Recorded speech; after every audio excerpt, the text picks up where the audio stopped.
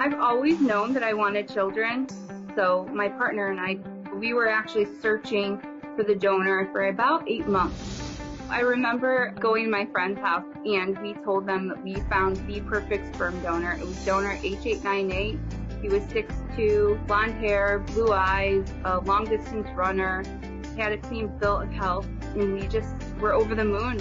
After a year and a half of trying, did IVF, and we were pregnant. I couldn't have been happier. My first son was born. In the first year of his life, he hit every milestone. Because it took so long to get pregnant the first time, we chose to try again rather soon. When my first son was 5 months old, I became pregnant with my second son. Both my children were conceived from the same sperm sample, so they are full siblings.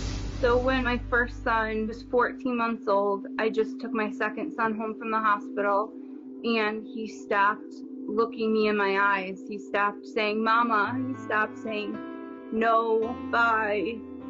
Stopped waving. He started to show red flags of autism. Ultimately, my first son was diagnosed with autism. He was 2.5. It really turned our lives upside down. It's not easy. For a while, I would say, thank God I only have one on the spectrum. I couldn't handle two. I used to say that. My second son started regressing. I just knew I was losing him. I hate that I was right. When we chose donor H898, we believed everything to be true on the donor profile. I came to discover this donor had no college degree whatsoever. He went to a special needs high school. He didn't speak until after 3. He did not have a clean bill of health.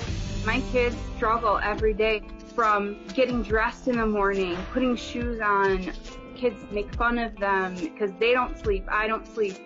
I love my children. Those are my babies. You know, I don't want them to struggle. The sperm bank was supposed to protect me. They're in the business of helping create human life. You would think that they would do it in an ethical manner. Danielle, welcome to the show. Thanks for being here. Thanks for having me. You know, Danielle, I got to start by saying I just can't imagine the range of emotions, being a parent myself, that you went through and you continue to go through when you think about all that transpired in the situation. But you say that it's not the donor you're blaming, you're actually blaming the system. Help me understand that, because for me, it's kind of both. Anyone can lie about anything. You can go in to anywhere and lie and make up stories. But I trusted the sperm bank.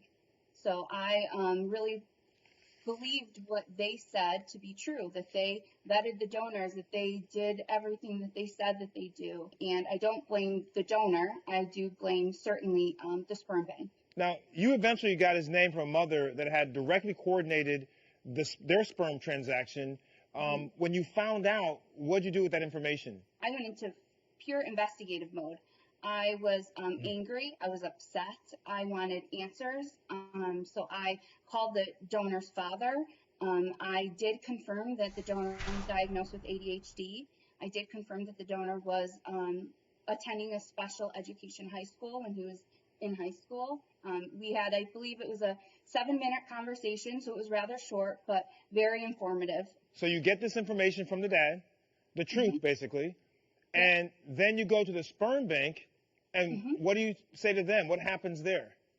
Sure. So I contacted the sperm bank, and I gave them information that I was a recipient of donor sperm. I gave them the donor sperm number. I pleaded with them to pull it from the shelves.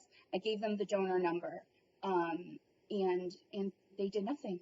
Did they leave, to your knowledge, his donor sperm still on the shelf to be used for other women? They absolutely did.